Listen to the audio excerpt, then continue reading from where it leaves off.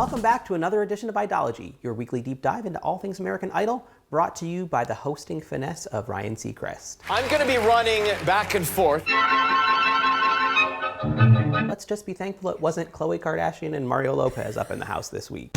You did it! They could not have handled what Ryan handled this week. There's nothing easy about having those feelings inside than standing up here and having to do that tonight. He is a pro. He is a consummate professional. Speaking of consummate professionals, I am here with Season 6 standout Melinda Doolittle. Melinda, we have got to talk about the Season 12 Top 10. Yay! Good evening. I'm a lizard woman from the dawn of time, and this is my wife. The conversation must begin with Miss Candice Glover, and it is Miss Candice Glover to all of us. To everyone. Everything's going wrong. I was completely crunk, and I don't use the word crunk unless I'm singing along with Mary J. Blige. Like, I was crunk listening to her. I was like, God,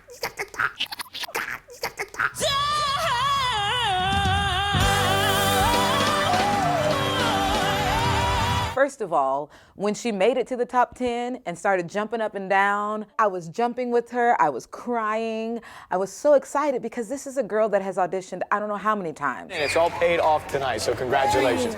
And is just now making it to the top 10. It makes finally. no Like Nicki Minaj would totally sense. give it a side eye that she hasn't made it before. Last year was such a different time, and I think you've grown since then, right? Really, it was a 1-2 punch because I thought Ordinary People on Tuesday night was extraordinary as well. Just because we're ordinary people,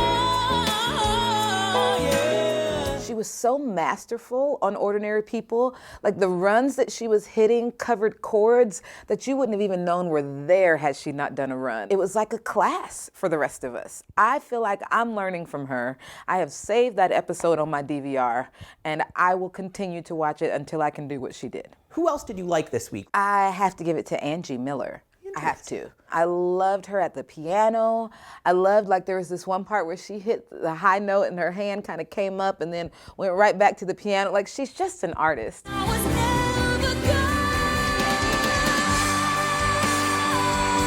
Idol is sometimes a show that unless you're a white dude with a guitar, it gets harder to do risky song choices or risky arrangements, and I feel like Angie might be flying the flag for that sort of thing, so Yes. I applaud that. I think for me, my second favorite this week was hands down A woman and her suspiciously intimate companion. You already know that you're my wife.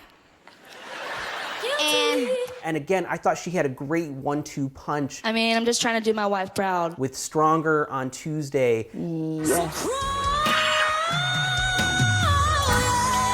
Evidence was like, ooh, that's Evidence. I've solved it. I figured it out. I got enough proof to put you away. that's the evidence I want to see. Like, hello, Exhibit A, B, and C. Shut up. I'm making deductions. It's very exciting. You can tell me you went out with the boys. Now sure enough got you this time. Another case cracked, Arshu. I solved the case quickly. That gave me time to get on with other things. Don't you see? She's right up there with Angie for me. And now that I'm thinking about it even more, she might have just surpassed Angie.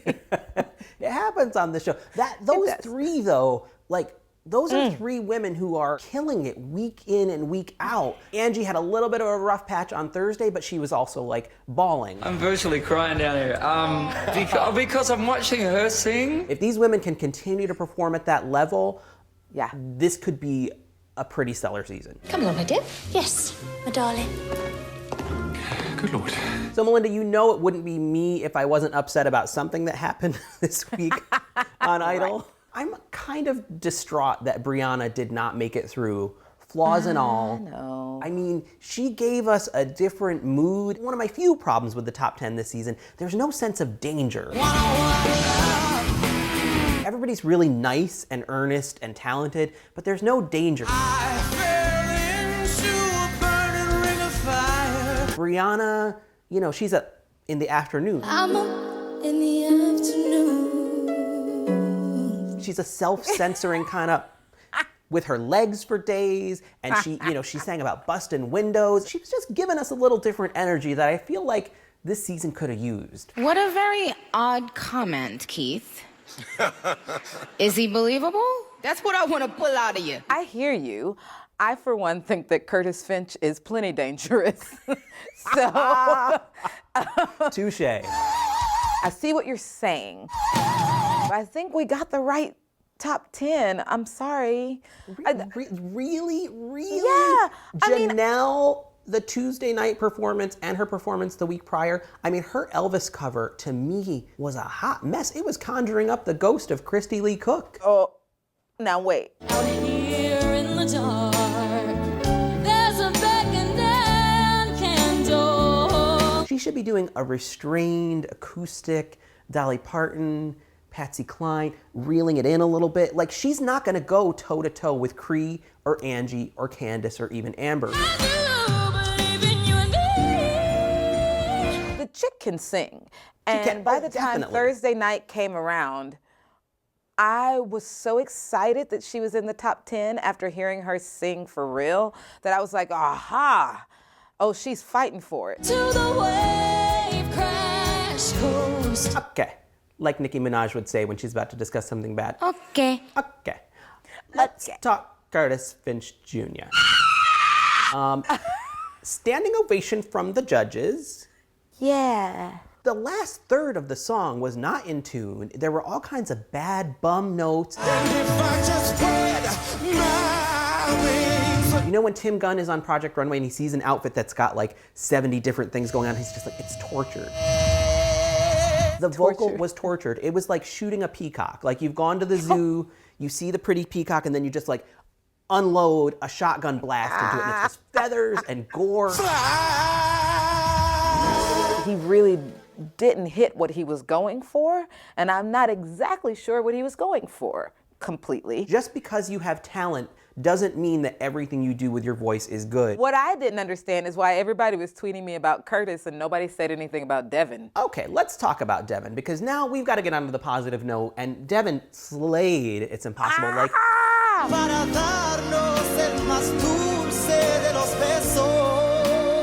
this is the perfect juxtaposition, you know? Like, yes. You hear the person that throws everything in, and then you hear the person that just is like, I just know I can sing. To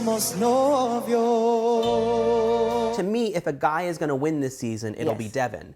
And also, thank you, Devin, for dressing properly. I didn't see anything from the Miami Vice collection. I didn't see acid wash denim. You be nice to Burnell. Ooh, I really am. He hasn't met the stylist yet. Right. He's getting ready to. So you just got to let that go and let his voice take him past that, please. Okay. Thank you. My only disappointment probably on the guy's side was Curtis going through and Elijah getting cut. I thought Elijah's version of Stay was fantastic. Tell me now, tell me now, tell me now, you know. He showed restraint. He sounded current. You have to remember that we don't really know Elijah. Right. Like, we just met him last week, and we met him not in the best way. So Elijah had some ground to cover, Right. Whereas Curtis had a body of work that has actually been stellar in some instances. So he had that propelling him into the top 10. True. I saw you, by the way. And another person that I'm really glad made it in, Paul Jolly. Really? Yes. His tone is actually phenomenal. His control is great. I would implore you to please close your eyes and just listen. And I know that I should not be asking you to do that when it's a TV show. However, that boy can sing. I don't feel anything when he sings at all. That's my biggest problem. Is he believable to you? Thursday night, he hit quite a few notes on Alone that I was just like, oh, ooh. I never really cared until I met you. He was excited. He could have been on the verge of tears too. You don't know, you gave Angie a pass.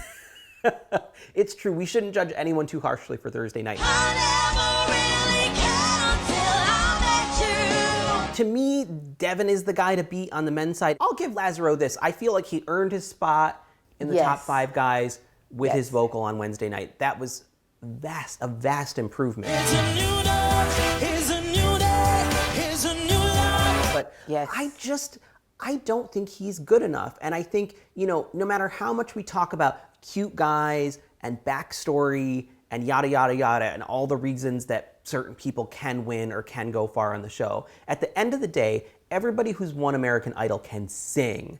And well, okay, 10 out of 11. Oh, shame. Shame. Oh my God. I'm sorry, 11 out of 11. Look, there was just one season I really was upset with the results. I'm not going to get into it. And I don't think any amount of backstory or cuteness or good hair is going to get him in the next 7 or 8 weeks to where he needs to be. I just don't see him winning this thing. Nice guy, good singer, not an Idol winner. I'm gonna agree with you only because I'm not sure that he knows how to pick the right song for his voice. He has some moments for me, but they don't happen as often as I think that they would need to happen for him to actually win. So you're kind of like Randy, you want moments. Stop it. That is unfair. There weren't enough moments in it. You could take more moments. You just never had a moment. I'm just teasing. You're not anything like Randy at all. Moments. I want moments. Like, you gotta stop saying moments. I'm gonna have a moment where, like, I take my TV and hurl it out a window. Randy, shut up. Randy, shut up. Randy, shut up. I'm Haley Steinfeld, and you're watching ENTV. Hi, my name is Kieran Shipka, and you're watching ENTV. Aubrey Plaza, ENTV. I just touched it with my mouth, sorry.